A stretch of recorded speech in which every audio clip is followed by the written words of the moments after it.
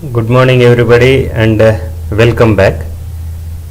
In today's class we will be studying about the other part of cardiovascular system. In the cardiovascular system we have seen that we will be studying about blood vessels and heart. We have seen about the blood vessels. Now we will start studying about the heart. And initially we will see about what are the various organs that are associated to the heart. As we all know that the heart is located in the mediastinum. Mediastinum is the space that is present in between the lungs, and the heart, it will be similar to the size of its owner's fist. Understood?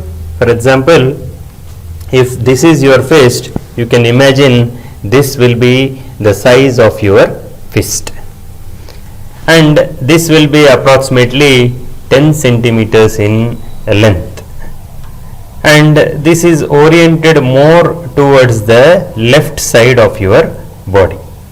So these are the things that we should initially recollect about heart. Heart is present in the mediastinum, that is the space present in between the lungs and behind the sternum, and generally this is surrounded by various organs of the body. Let us see what all are the organs that are associated with the heart. Inferior to the heart, the tip of the heart that is present at the end or that is present below, it is called as the apex. Generally we call the apex is something which is present above, but here the heart's apex is one that is present below. The lowest region of the heart is called the apex, and this rests on the central tendon of the diaphragm. So diaphragm is the one which differentiates the thorax and the abdomen, and this diaphragm is attached with a tendon. Diaphragm is a muscle, and that muscle is attached with a tendon called as central tendon, and this central tendon gives attachment to the diaphragm, and the apex of the heart, it lies on the central tendon or over the diaphragm. Whereas superiorly, the great blood vessels, means above the heart, the blood vessels, which are the largest blood vessels, they are present above the heart. Under the largest blood vessels you can find aorta, superior vena cava, pulmonary artery and pulmonary veins are the four different large blood vessels that are present above the heart. You have to remember these four things: aorta, superior vena cava, pulmonary artery and pulmonary veins are the four large blood vessels that are present above the heart.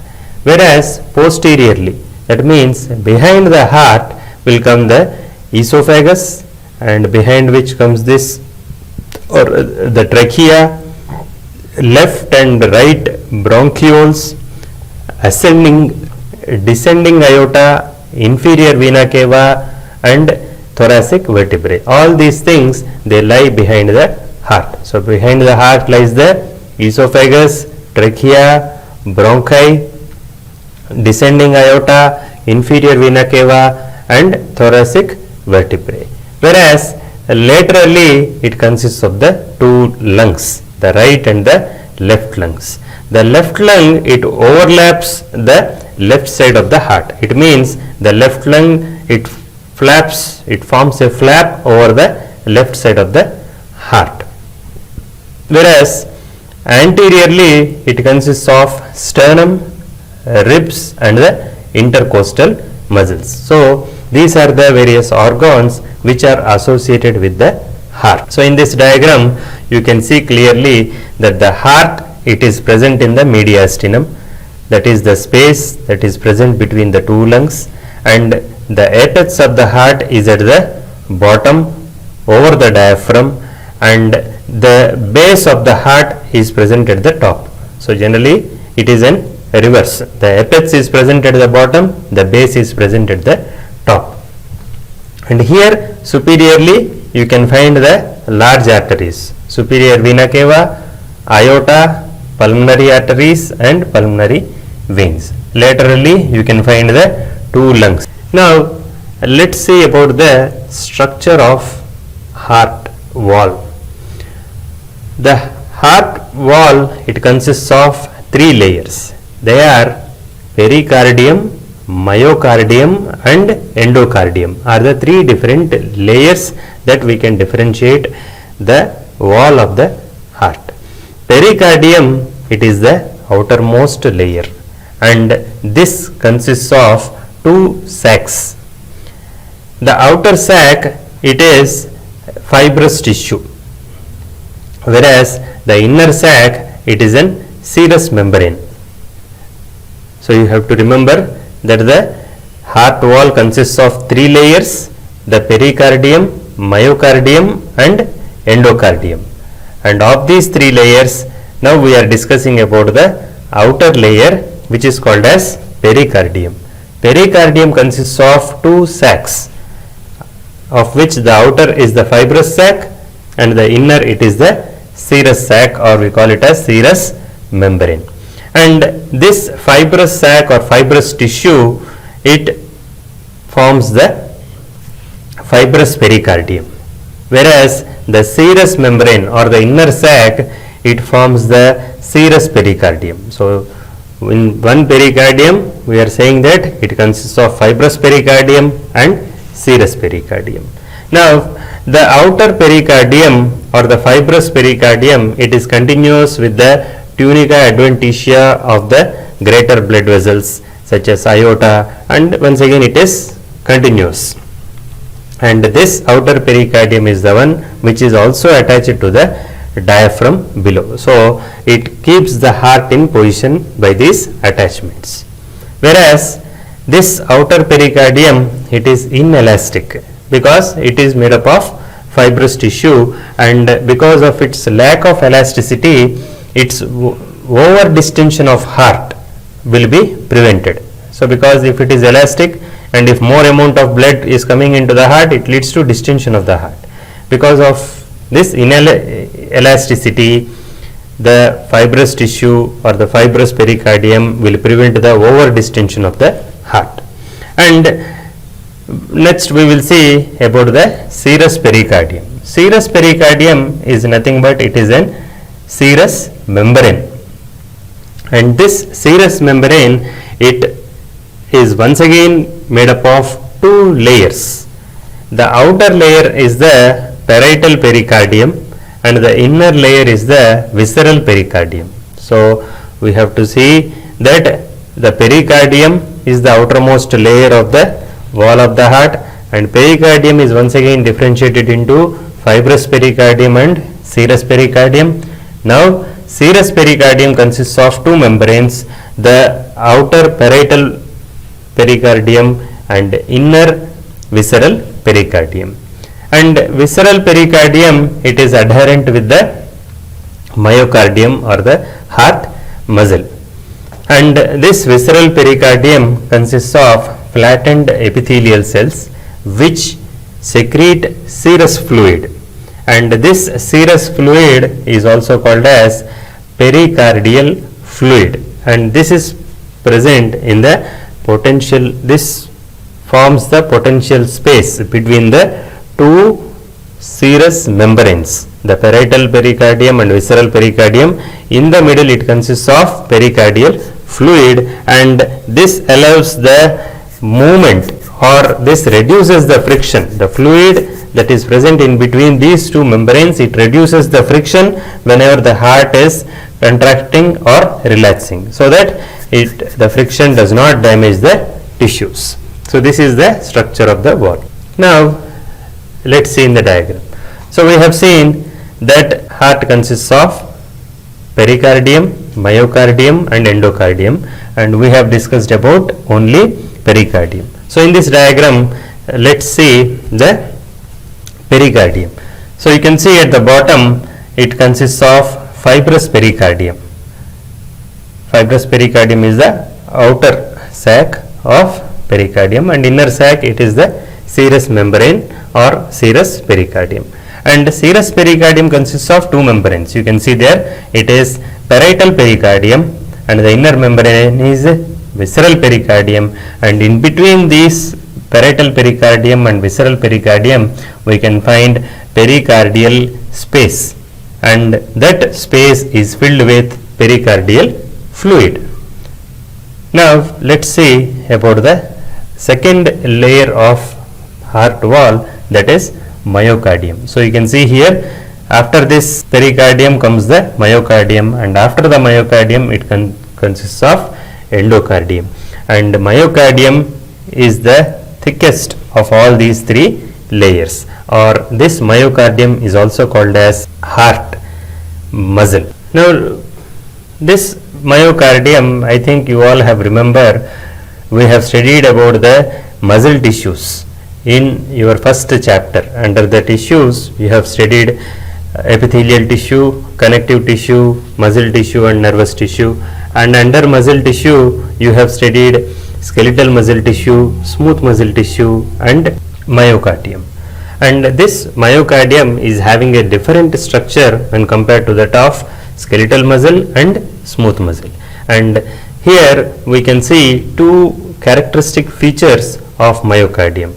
They are the cells have branches.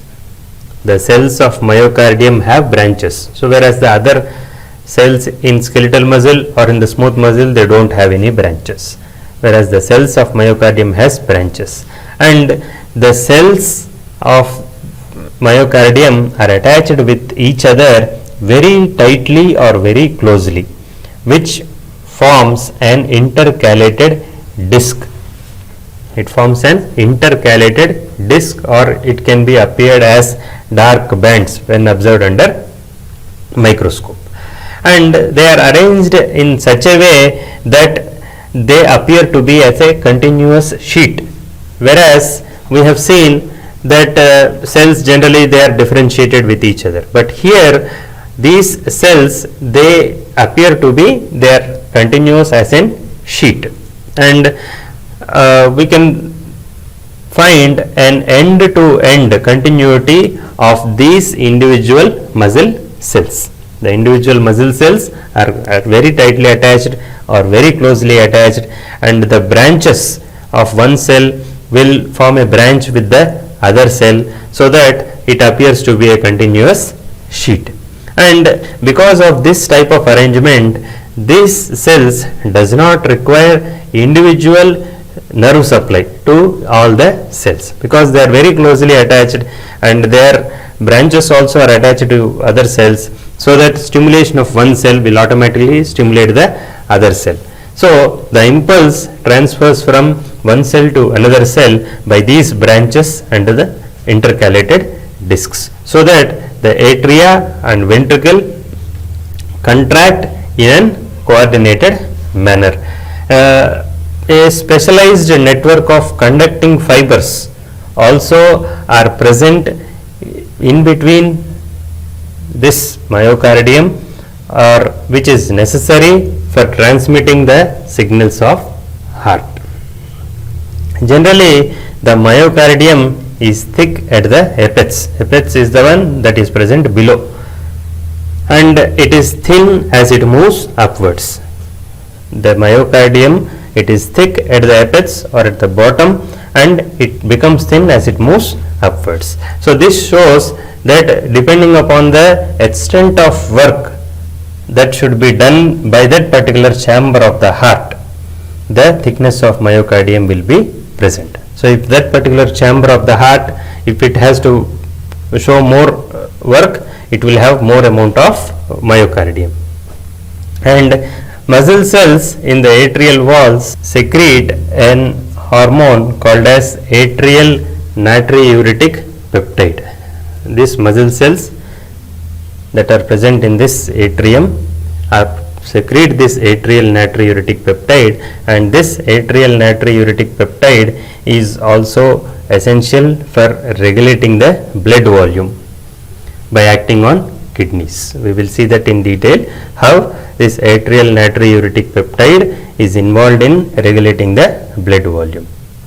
The fibrous tissues in the heart, they support the myocardium, and this fibrous tissues also separate the atria from the ventricles and the ventricles itself, so that this fibrous tissue will act as a non-conducting tissue, so that the impulses from the atria are not passed to the ventricles, or from the ventricles are not passed to the. So you can see in this diagram that these are the individual myocardial cells which form the myocardium, and they have their own nucleus. These have only one nucleus, and they are very tightly attached, forming an intercalated discs. The branches of one cell will form a branch with other cell, or with join with other cell, forming a continuous sheet of cells.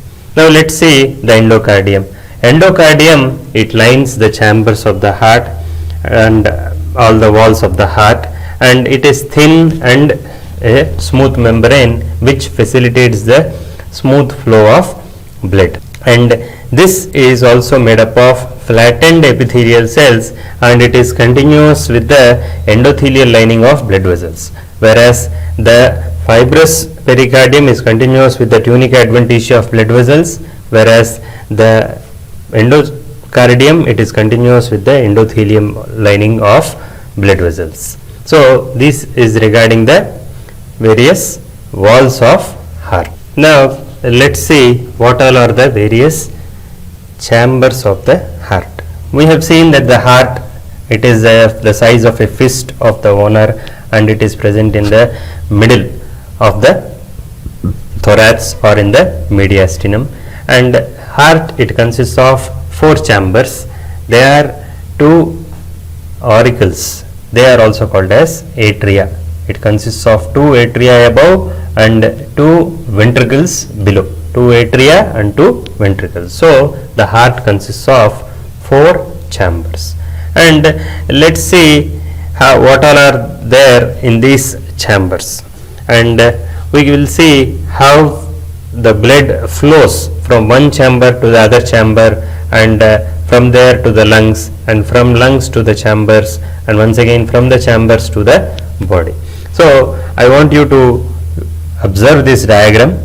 So this diagram shows 2 atria, and it shows 2 ventricles, and it shows the valves, and it shows the septum. So here you can see the valves are the one which are involved in regulating the flow of blood from one chamber to the another chamber.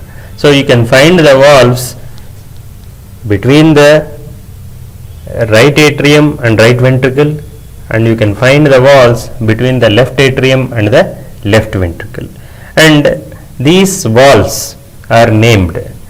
For example, that valve that is present between the right atrium and right ventricle, it is called as tricuspid valve, because it consists of 3 semilunar cusps. It consists of 3 semilunar cusps, and which regulate the flow of blood from the right atrium to the right ventricle, whereas the left atrium and left ventricle, it is regulated by a bicuspid valve. It means this valve, it consists of only 2 cusps, 2 semilunar cusps. So we have seen right atrium, left atrium, right ventricle and left ventricle. Right atrium and right ventricle, it is regulated by the tricuspid valve, whereas left atrium and left ventricle, it is regulated by the bicuspid valve. And let's see about the blood flow from one chamber to other chamber, and from the chambers to out of the body, or out of the heart into the lungs, from the lungs, and from the heart to the different regions of the body. So here you can see the diagram which shows the flow of blood. The blue color, it shows that it is venous blood or deoxygenated blood that is collected by all the blood vessels from different tissues. From all the different tissues, the deoxygenated blood is collected by the veins, and this is brought into the heart. And here that is denoted as blue color, whereas that blood which is coming from the lungs after getting oxygenated, it is denoted as red color. So generally we have seen that there are some large blood vessels. Of these large blood vessels, you can find the largest veins are the superior vena cava and the inferior vena cava. So superior vena cava and inferior vena cava are the largest veins, and this superior and inferior vena cavas, they collect blood from different regions of the body. So you can find in the diagram the superior vena cava, which is present above the right auricle or right atrium. So superior vena cava collects the venous blood from various regions of the body that is present above the heart. So from the head, from the neck, from the shoulders, from the arms, from all these regions, the venous blood is collected through and it is brought by this superior vena cava. Whereas the blood from all the regions below the heart, the limbs, the pelvis, the abdomen, the blood from all these regions, it is collected by this inferior vena cava. So the inferior vena cava and the superior vena cava, they collect the deoxygenated blood from above the heart and below the heart, and they empty into the right atrium. RA, in the sense it is right atrium. So the venous blood, it enters into the heart through these two larger blood vessels into the right atrium. So once it enters into the right atrium, when the pressure in the right atrium is increased, it leads to opening of the tricuspid wall that is present in the between the right atrium and right ventricle. Once it is opened, you can see the blood moves from the right atrium into the right ventricle. Once the blood comes into the right ventricle, what happens? From there it has to go to the lungs so that this blood will get oxygenated, and the carbon dioxide present in the blood will be given to the tissues in the lungs so that it will be eliminated from the body. So the lungs receive the blood from the right ventricle through the pulmonary arteries. Generally we have seen arteries are the blood vessels which carry oxygenated blood, whereas veins are the blood vessels which carry deoxygenated blood. But there is only one contradiction in the body, that is pulmonary artery, it carries deoxygenated blood, and pulmonary veins carry oxygenated blood. You should remember that pulmonary artery carries deoxygenated blood, pulmonary veins carry oxygenated blood. So here the blood from the right ventricle, it goes to the lungs through the pulmonary arteries, and you can see the opening into the pulmonary artery also, it is guarded by a valve, and this valve, it is called as pulmonary valve, and this pulmonary valve is also formed by three semilunar cusps. The pulmonary valves, it regulates the entry of blood from the right ventricle to the pulmonary artery, and as soon as this pulmonary artery it leaves the heart, it divides into right and left pulmonary artery, and this right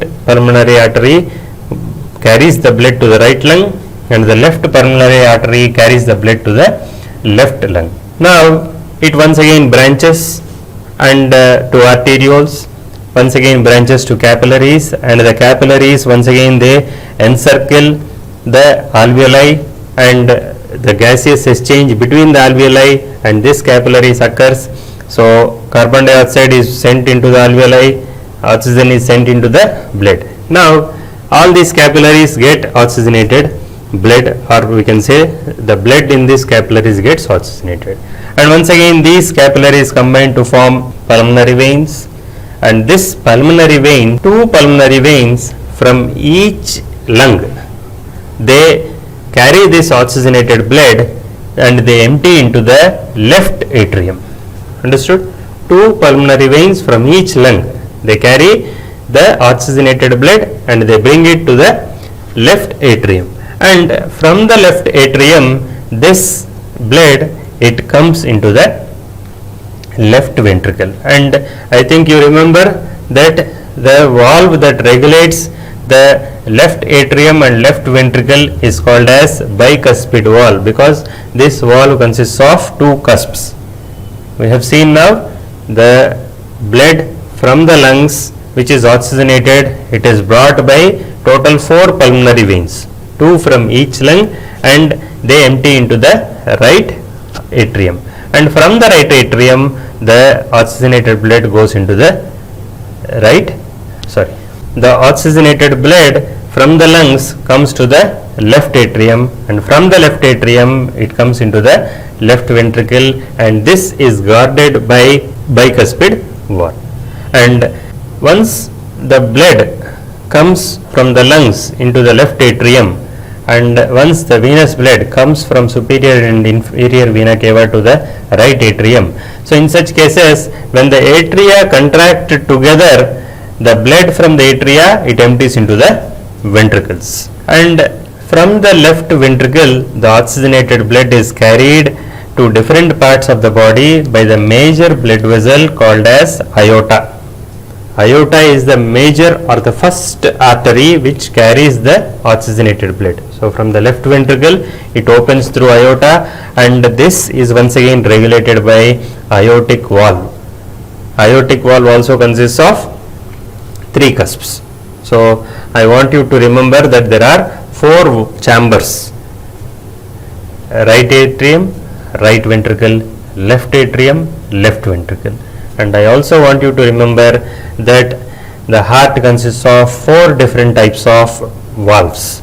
They are tricuspid valve, bicuspid valve, pulmonary valve, and aortic valve. So pulmonary valve is nothing but which regulates the entry of blood from the right ventricle into the pulmonary artery, whereas aortic valve is the one which regulates the flow of blood from the left ventricle through the aorta.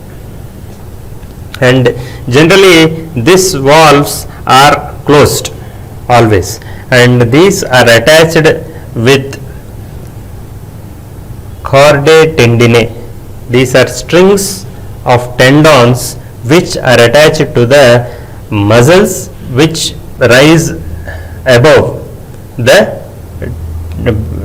tip of this ventricles, and here these are called as papillary muscles. The chordae tendineae, you can see them in this diagram. The chordae tendineae are the tendons which are attached to the valves, and they are once again attached to the papillary muscles, and these papillary muscles are nothing but they are the ingrowths of myocardium which are once again covered by fibrous tissues, and these contract or relax to lead to opening or closing of these valves. So you should remember these things: right atrium, right ventricle, and in between lies the tricuspid valve, left atrium, left ventricle, in between lies the bicuspid valve, and both tricuspid valve and bicuspid valve, these are attached to the myocardium through the papillary muscle and chordae tendineae. And you can see that there is a septum which differentiates the right ventricle and the left ventricle, and this septum is once again, it is an ingrowth of myocardium, whereas we can also see a fibrous ring between the atria and ventricles. So all these are non-conductive in nature. Non-conductive in the sense they do not conduct the impulses. They do not conduct the impulses, and hence that impulse will be broken down by this fibrous ring that is present between the atria and ventricles and the septum that is present between the right and left ventricles. Now we have seen how the blood flows in the heart and how the blood from the heart it goes to the lungs, get oxygenated, comes back to the heart, and from the heart how through the aorta it is supplied to all parts of the body. Now let's see how the heart will get the blood supply. So unlike all the other tissues, heart also has muscle tissue or endothelial tissue and fibrous tissue, and this also requires nutrients, oxygen, and this also has to be supplied by the blood vessels, and this blood vessels which supply the blood to the heart is called as coronary circulation.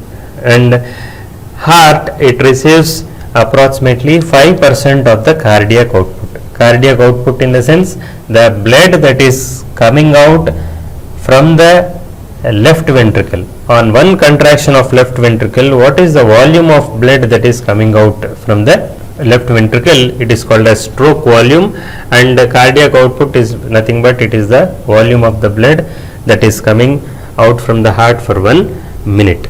And this cardiac output it depends upon the force of contraction here, and 5% of this cardiac output it is supplied to the heart, and those blood vessels which supply the blood to the heart are called as coronary arteries, and these coronary arteries they open just above the aortic valve. We have seen aortic valve is the 3 semilunar cusps which regulate the entry of blood from the left ventricle to the aorta, and here you can see in the diagram that there are 2 openings just above the semilunar cusps, and these are the openings of coronary arteries. So this coronary arteries they traverse the heart, means they are entirely supplied to the heart, where they divide into number of capillaries and they continuously supply this blood to the heart, and the venous return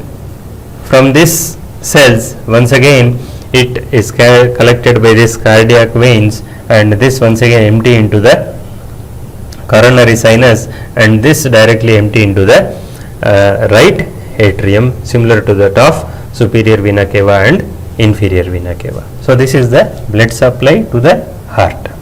Now let's see about the conducting system of the heart. Conducting system in the sense we have seen that the heart has myocardium, and this myocardium is necessary for the contraction, and this contraction is necessary for the movement of blood within the chambers and out from the chambers, and this contractions it is regulated by a self procedure which is also called as autorhythmicity. Autorhythmicity in the sense this contraction and relaxation of the heart is regulated by itself, hence it is called as autorhythmicity, and this autorhythmicity will be assisted with some additional autonomic nervous system influence. Both these things they are necessary for maintaining the functioning of heart. So the function of heart is to supply blood to various tissues, to collect blood from various tissues. So this is the function of the heart, and this it is mediated through contraction and relaxation of myocardium, and this contraction and relaxation of myocardium of the heart will occur automatically and with the assistance of autonomic nervous system or autonomic nerves which are also supplied to the heart. Now let's see how the heart will itself regulate the contraction and relaxation. We have seen that the heart is having outer pericardium, middle myocardium and inner endocardium. Apart from this, the heart is also having a specialized tissues which are conductive in nature, It means that these tissues they are conducting the impulses, or they are involved in transmitting the impulses, and apart from this specialized tissue is also having an ability to generate an impulse.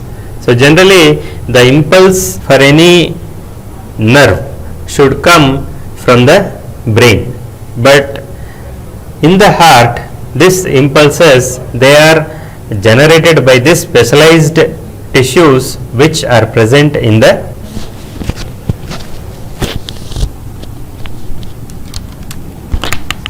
specialized conductive tissues are categorized into SA node, AV node, bundle of His or AV bundle, and Purkinje fibers.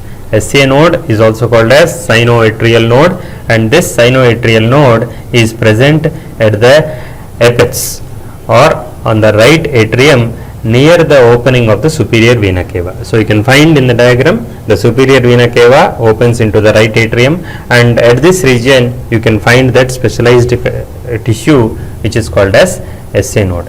And this SA node, it generates unstable impulses. So that impulses are generated by this SA node at a rate of 60 to 80 impulses per minute, and making them to stabilize by depolarization. So generally it generates impulses, and these impulses, they become into action potentials which leads to the contraction of that particular atrium. And generally this SA node, we can see in the diagram, it conducts or it supplies this conducting tissue all over the atrium, and this firing of SA node, it leads to contraction of atria. And SA node is having an increased ability to generate the impulses. Even the other conducting tissues such as AV node, bundle of His also are having the ability to generate impulses. The extent of generating these impulses is less when compared to that of SA node. Hence SA node, it is also called as the pacemaker cell of the heart, whereas all the other tissues which are having the ability to generate impulses, these are called as latent pacemaker cells. So pacemaker cell is SA node, AV node, bundle of His, these are the latent pacemaker cells. So now the SA node has generated an impulse, it is depolarizing that muscle cell, which leads to contraction of atria.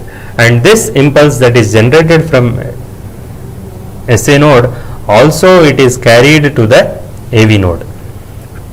You can see this AV node, it is present on the fibrous ring that is present between the atria and ventricles.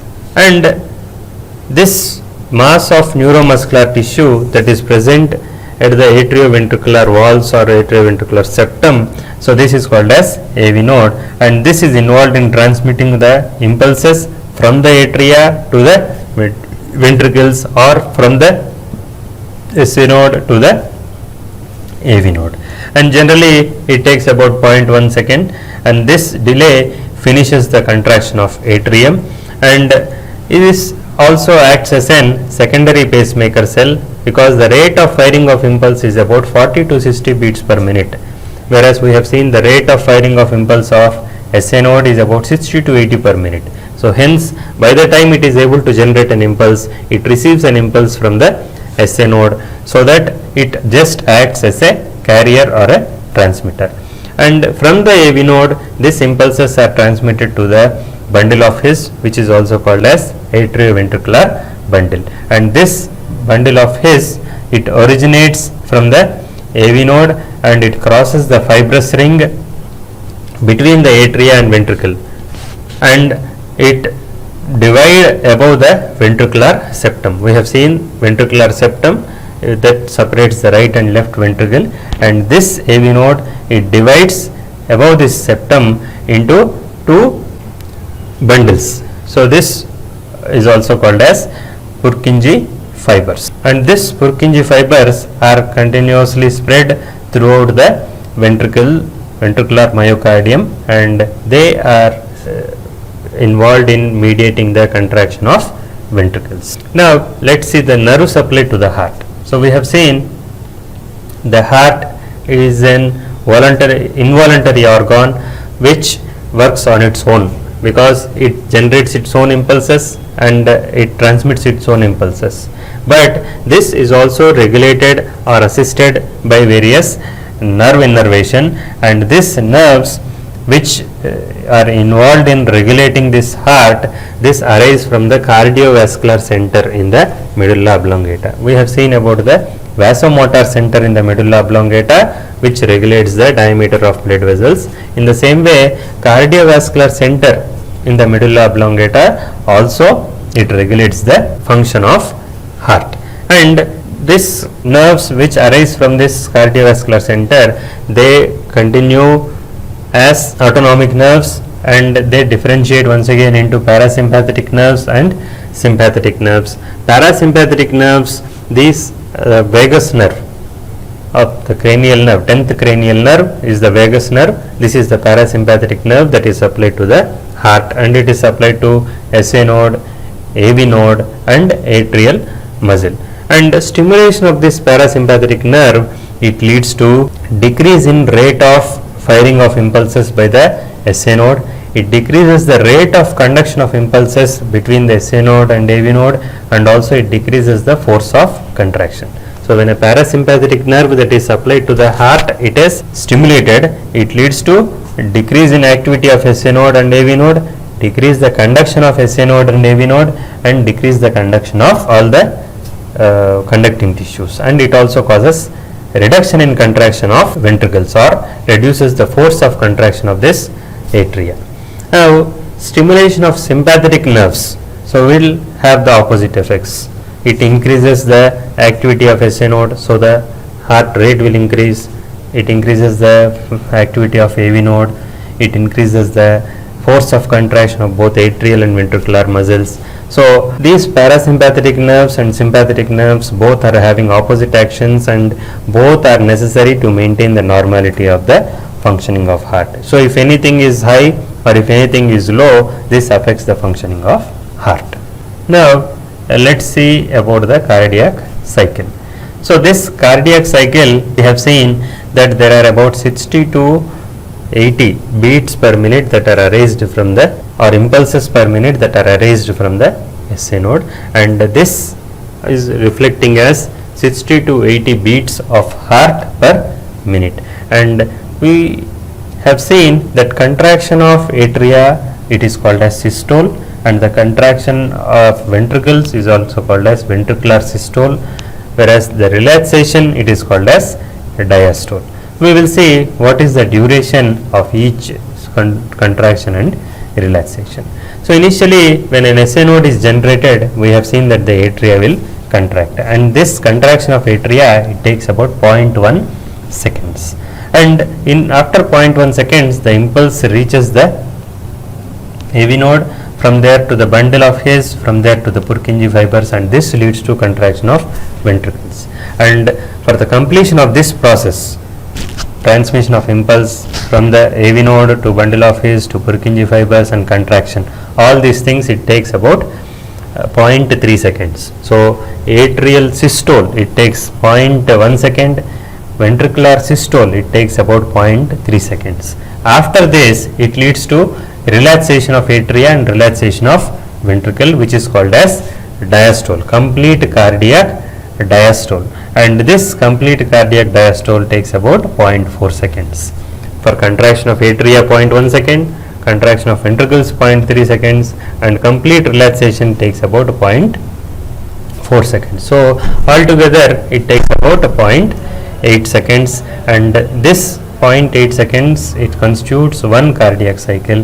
And when we take about 60 beats per minute, or we take about 74 beats per minute, so for 60 seconds we will be having this 74 approximately will be the heart rate. So this shows the various stages of cardiac cycle. Atrial systole for 0.1 second, ventricular systole for 0.3 seconds, complete cardiac diastole for 0.4 seconds here. Generally, when coming to the opening and closing of valves, we can have seen atrioventricular valves, they open during the diastole, and this leads to atrial filling, and this atria which is filled sends the blood to the ventricles in the atrial systole, whereas atrioventricular valves they close during the ventricular systole, so that the blood from the ventricles goes to the pulmonary artery and the aorta, whereas during the diastole only the pulmonary and aortic valves close, followed by opening of atria and ventricular valve. And due to opening or closing of these valves, we will listen to the sounds of heart. They are called the four sounds of heart. The first two sounds, they are clearly distinguishable, that is the lub and dub. This lub, it occurs due to closure of atrioventricular valves. Once they are closed, it is followed by ventricular systole, and this sound, it is called as dub. This is due to the closure of aortic and pulmonary valves once the ventricular systole is completed here, and this corresponds to the ventricular diastole. The lub sound, it is due to closure of atrioventricular valves, whereas dub sound is to closure of aortic and pulmonary valves.